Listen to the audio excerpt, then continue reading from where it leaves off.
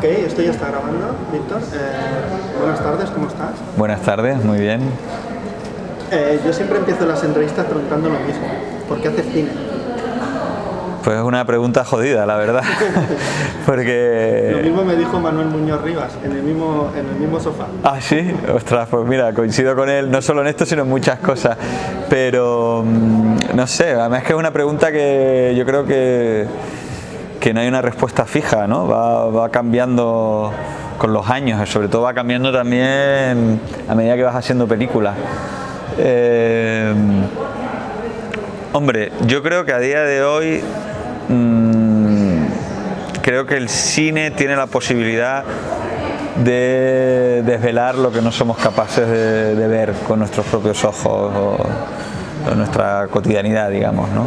Creo que el cine tiene algo de desvelamiento que quizás otras artes no hayan alcanzado, que también lo tienen, pero no hayan alcanzado el nivel que pueda tener el cine. Quizás por ahí me interese como cineasta. Pues eso, aproximarte a algo oculto, algo misterioso, algo casi espiritual y poder reflejarlo en imágenes durante el tiempo que dure una película. Eso creo que es hoy por lo que hago cine. Igual dentro de 5 años te doy otra respuesta, pero a día de hoy eso es lo que me motiva. Después de Edificio España, que fue un viaje, digamos, cinematográfico, pero emocionalmente duro, porque la película estuvo como secuestrada judicialmente. Judicialmente no, estuvo secuestrada por el banco. Por el banco. El Banco Santander. Después de todo ese proceso que costó que la película se viese y tal, la idea era sumergirse en las profundidades y desaparecer un rato. Hombre, pues no te crees que hubieron tentaciones de llevarla a cabo. Sí, pues no lo había pensado nunca así, pero inconscientemente igual había algo de eso. Es curioso porque me he dado cuenta hace poco hablando en otro coloquio que alguien me habló por Edificio España y yo de pronto me di cuenta, que no me había dado cuenta, que Edificio España termina en los sótanos. La película de Edificio España termina en los sótanos del edificio, en una imagen oscura. De hecho se apagan las luces y se va a negro. Y de pronto encontré ahí una relación totalmente inconsciente, porque no ha sido nada planificada, entre esa película que terminaba en el subsuelo de la ciudad de Madrid y esta otra que empieza también en el subsuelo a partir de esa oscuridad, ¿no? Y ahí he encontrado una relación que, ya te digo, no es nada premeditada, que quizás haya motivado que haya hecho esta película. Desde luego las dos tienen el mismo punto de origen, que es preguntarme hacia algo que está próximo a mi día a día, pero que se presenta inalcanzable, que se presenta cerrado, ¿no? Entonces esa idea de traspasar ese umbral y acercarse hacia un territorio próximo pero desconocido, creo que es la motivación de las dos películas. Ahora voy a hacer una reflexión, dime si la compartes o no. Yo viendo el primer plano de tu película, tengo la sensación de que estoy en el espacio, de que soy un cosmonauta o un astronauta, como se llame, y que me he ido más allá de lo que soñamos con la Vía Láctea, ¿no? Más allá, como la Icarie XB1, ¿no? Más allá, lo más desconocido posible. Y me remite a una secuencia en una película de Godard, 2 o 3 cosas que sé de ella. No la he visto. Que se ve en una taza de café. Godard pone lo que se ve en esa taza de café y parece que estemos en el espacio. O sea, el café nos remite al espacio. Tú desvelas ese primer misterio que en el primer plano de tu película y no estamos en el espacio, estamos en otro lugar. Pero que todavía no sabemos distinguir qué es. Tu idea era esa, era descolocar al espectador y sumergirlo más allá del inconsciente, o es una paranoia mía. No, es perfecto lo que has dicho. O sea, no tengo... es que son muchas razones de empezar así, pero lo que acabas de decir se aproxima mucho, ¿no? Por un lado está la idea de que nos acercamos a dos territorios muy poco explorados, ¿no? O sea, pues, bueno, en este caso el espacio por supuesto ha sido muy poco explorado, pero el subsuelo de la ciudad también se ha visto muy pocas veces explorado, ¿no? Especialmente en el cine o más allá de ciertas representaciones de un tipo de películas, ¿no? Esa idea me gustaba como relación. Después también son dos territorios que los humanos han conquistado a la naturaleza o que anhelan conquistar a la naturaleza, ¿no? Porque es imposible vivir bajo tierra si no fuera a través de las construcciones que nos hacemos, como será imposible vivir en el espacio si no es a través de las construcciones que nos hacemos, ¿no? Entonces esa idea de anhelo de control, de dominio del ser humano en dos territorios, me parecía que había como un punto de unión entre el subsuelo de la ciudad y el espacio exterior, ¿no? Aparte de que, bueno, el origen casi de la ciencia ficción, Julio Verne, Viaje al centro de la Tierra, era como bastante claro en este sentido, ¿no? Después también todo esto me parecía interesante por contar la imposibilidad de ese control, ¿no? Por mucho que nos empeñemos a hacer esos túneles, por mucho que nos empeñemos en ir al espacio, siempre hay algo mayor que no somos capaces de atrapar o de dominar y estamos como flotando en medio de la nada, ¿no? Y esa idea la da por supuesto flotar en el espacio como un túnel en oscuro, ¿no? Donde perdemos las referencias de lo que tenemos a nuestro alrededor. Y después me interesa mucho la reflexión que tú has hecho, que es de pronto colocar al espectador en una realidad que aparentemente es algo pero que no lo es, ¿no? Ese juego que, como decía un amigo mío, es casi de trampantojo, ¿no? Pero me parece que se aproxima mucho a la idea de la película, ¿no? Porque creo que desde ahí ya el misterio, y tú lo has definido muy bien, más allá de nuestra conciencia, el misterio empieza a jugar un papel determinante, ¿no? Y eso como espectador, ya no te hablo en esta película, sino yo como espectador, me parece maravilloso. Yo viendo la película me viene la frase esa que a partir de la oscuridad cada espectador desvela su propio misterio, ¿no? Bueno, genial. Pueden ser 1000 millones de películas según el espectador que las vea. Porque como yo no sé lo que hay y tú tampoco lo muestras, y cuando lo muestras, a veces lo que muestras es muy orgánico, la respiración del tipo, que en ese momento me remitía a Anya, cuando está a punto del huevo ese abrirse, me remitía a eso, a esa respiración. O sea, una respiración como, wow, o sea, tremenda, o sea, la sientes mucho. Y, o sea, envuelves, o sea, no sé, o sea, además es asfixiante a más no poder. Yo no sé cómo hay gente que puede trabajar así. De hecho, después cuando acaba la película, todo el reconocimiento a todas las personas que trabajan en el subsuelo a mí me parece muy emocionante, porque considero que es un trabajo durísimo. Pues me alegro mucho y me emociona que digas que te hayas quedado en todos esos créditos, porque para mí era importante que, aunque no aparecieran todos en la película, sí que aparecieran todos esos trabajadores, que es gente que efectivamente, o sea, en los créditos continúa la película para que proyecte todo ese universo. Al final hay gente real con nombre y apellidos que está llevando a cabo ese trabajo, ¿no? O que está habitando ese lugar, ¿no? O transitando ese lugar, ¿no? Y eso, me gusta que te hayas fijado en eso, la verdad. Y cuando el espacio es oscuro y la luz es tan tenue que casi es invisible, el sonido es fundamental. Explícame un poco el trabajo de sonido, porque veo que hay muchos técnicos alemanes, la post a lo mejor se hizo en Alemania. Sí, o sea, una parte. ¿Cómo trabajaste el sonido? Porque claro, el sonido en esta película es una parte fundamental, porque el sonido te va a llevar a más allá del universo, ¿no? Sí, exacto. Pues mira, es muy bueno lo que dices, porque cuando entras en un territorio de oscuridad, ¿no? De pronto, como he dicho antes, tus sentidos empiezan a despertarse, ¿no? Y evidentemente uno de los que más se pronuncia cuando no ves es el oído, ¿no? Entonces nosotros teníamos muy claro que queríamos hacer una película desde la oscuridad, no una película desde la luz, que es como normalmente se piensan las películas. En nuestro caso queríamos hacer una película desde la oscuridad. Y a partir de ahí, evidentemente un elemento fundamental en ese mundo... una idea primigenia o artesanal del cine, ¿no? Se hizo la luz a partir de la oscuridad, ¿no? Y vosotros hacéis el viaje a la inversa, ¿no? O Se hizo la oscuridad a partir de la luz, ¿no? Me gusta esa reflexión. Sí, sí, sí.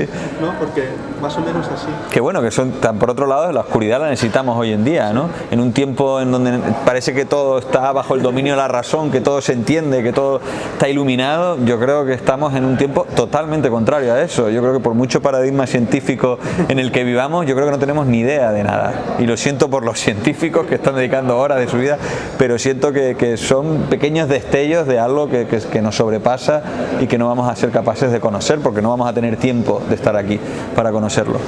Y eso me parece que la oscuridad te lo permite, ¿no? Es como asomarnos a un abismo, que es nuestro propio abismo, ¿no? Y eso me interesa mucho.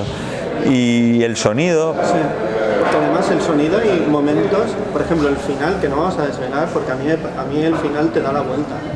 Ahora cuando acabemos la entrevista, si quieres comentamos, porque yo creo que el espectador tiene, o sea, es ya el abismo total, por decirlo de alguna manera.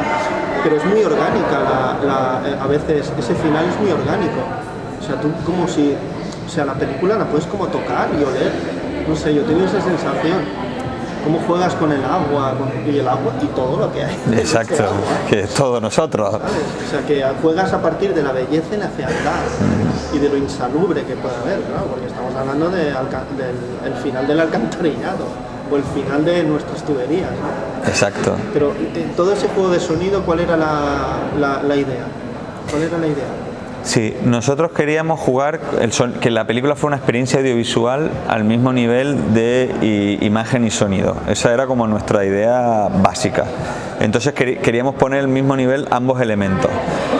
Teniendo en cuenta además que era una película sin apenas diálogo, bueno, en realidad sin diálogo, muy poco, casi anecdótico. Entonces, y muy musical. Entonces queríamos, a partir del ambiente sonoro que íbamos a ir registrando en los diferentes lugares, crear una suerte de musicalidad que incluso sirviera también para componer las imágenes, ¿no? O sea, jugábamos con los dos elementos al mismo tiempo. Y el sonido juega una doble misión. Por un lado es un sonido bastante próximo a los ambientes que grabamos en esos lugares, pero también con la idea de llevárnoslos a otro territorio. O sea, esa idea de descontextualizar o de trampantojo que hablábamos antes, el sonido también nos ayudaba a mezclar sensaciones, ¿no? Que aunque estés viendo algo muy concreto o muy material como es una pared de un túnel, de pronto el sonido te esté llevando a otra dimensión, ¿no? Y ese juego dialéctico nos interesaba mucho. Obviamente, para eso diseñamos un sonido que fuera como muy líquido, ¿no? Trabajó mucha gente, desde músicos como Juan Carlos Blancas o Asmus Titchen, un músico alemán, hasta técnicos de sonido, Janis Brosman, la bocina, para hacer una especie de pistas de sonido donde fuéramos confundiendo la imagen, donde fuéramos confundiendo las diferentes pistas. Pues la de ambiente se mezclara con la de música, la del directo, sabes, que nunca llegáramos a diferenciar una cosa de la otra. Y eso fue un trabajo excepcional de todo el equipo de sonido y creo que sincronizamos bastante bien en la concepción de la película. Había una idea también de hacer sinfonía de lo oculto de la ciudad, como Walter Ruttmann, Siga Bertov, pero bajo tierra. Absolutamente. Sí, era como un referente imprescindible. O sea, Bertov es para mí un referente vital. De hecho, mi productora se llama Kino Pravda. O sea, no puede ser más claro, ¿no? El referente. Entonces, sí, Bertov, pero más allá del concepto de ciudad, me interesa el concepto de musicalidad de la película, ¿no? Cómo componer películas a partir de imágenes, ¿no? Y sonidos hoy en día. Y ahí, bueno, pues claro, la ciudad, yo imagino que para ellos la ciudad, esto no lo he leído ni lo sé, pero imagino que para ellos la ciudad sería un estímulo, porque era un lugar con mucho movimiento, con mucha actividad y donde pasaban muchas cosas y todas esas cosas se podían poner en relación de una manera más orgánica que quizás grabar un árbol en un parque, ¿no? Entonces... Porque a mí hay una idea que me fascina cuando se está imaginando suponga 2 o 3 personas como mucho abajo. 5. 5, hostia, pues me imagino muchas, ¿sabes? Sí. Pero la construcción de las imágenes y el sonido, porque cuando empiezas a pensar en las imágenes, ¿qué voy a filmar y cuánto tiempo? ¿Qué se va a ver? Y después qué sonido le voy a poner, o eso fue una construcción, o sea, como una copulación casi, ¿no? O sea, a la vez casi, porque no sé, a partir del sonido directo que recoges y el sonido que construís para la película. Sí, es una mezcla de las dos cosas, ¿no? Porque una vez allí, ¿dónde coloco la cámara y qué filmo? Bueno, sí, lo que pasa es que aquí habíamos hecho mucho trabajo de localizaciones. Entonces sí que teníamos claro los lugares donde rodar, porque si no, imagínate, meternos en el subsuelo sin tener claro, sin mapas y tal, pues claro, te vuelves loco porque es muy grande, una superficie inmensa. Han desaparecido cinco cineastas. Bueno, mira, eso hubiera estado interesante incluso, otra película, pero hubiera estado interesante. Pero claro, teníamos que diseñar mucho la estrategia de producción porque no era fácil acceder a determinados lugares, aparte que teníamos poco tiempo y tal. Y después yo tampoco quería diseñar la película a nivel, o sea, trabajarla a partir de un mapa, ¿no? Prefería trabajarla más bien de una manera intuitiva, a partir de las conversaciones con los trabajadores, por ejemplo, que me ayudaron mucho en el proceso de localizaciones, para encontrar diferentes lugares, porque yo tenía sensaciones, o sea, yo no trabajé con un mapa, yo trabajaba con sensaciones que tenía durante el proceso de localizaciones y con ideas que había ido desarrollando previo a entrar ahí. Y a partir de ese encuentro de los trabajadores, pues fuimos buscando diferentes lugares y localizando donde queríamos rodar. Después, claro, todo eso se tiene que componer con una banda sonora y se tiene que componer en sí mismo, en imágenes. Y ahí a mí me ayuda mucho, por ejemplo, trabajar con los ambientes sonoros, ¿no? En montaje. O sea, me dan un color, me dan una sensación que me permite ir construyendo también imágenes. O sea, no sabría separarlo, ¿sabes? La banda de ambientes para mí es determinante cuando hago películas. Ahora te voy a hablar de referentes que he pensado viendo tu película. Por ejemplo, está también ese tema del orgánico que hay en Cronenberg, por ejemplo. También está el viaje al infinito desconocido y a la aventura psicodélica casi de Herzog, ¿por qué no? Y también otros referentes son los documentalistas británicos, de filmar el trabajo, de filmar el ruido del trabajo, el sonido industrial. No sé, yo estaba... Muy bien. Me he ido paranoiando y se me venían como imágenes, ¿no? Pero está todo eso, ¿no? También. Y por ejemplo también las diferentes texturas que utilizas. Eso lo hace como, no sé, como un cuerpo vivo, que está como, ¿sabes? Moviéndose constantemente. Las diferentes texturas. De imagen sobre todo también. O sea, me parece todo ese juego calidoscopia me parece muy interesante. Todo eso había una construcción así muy seria, ¿no? Sí, mira, esto que dices de las texturas, bueno, primero me encantan tus referentes, no eran muy conscientes, bueno, Herzog por supuesto yo creo que es inconsciente, ya está ahí, pero sí que por ejemplo la cuestión que nos interesaba mucho, y a mí particularmente, era el micro y lo macro, ¿no? Jugar con lo micro y lo macro, ¿no? Cosas que parecen inmensas y que de repente son pequeñitas, ¿no? O jugar con instalaciones grandes que de pronto tienen ese haz de luz que se cuela, ¿no? O sea, ese tipo de dimensión de lo micro dentro de lo macro, pues me interesaba mucho jugar, ¿no?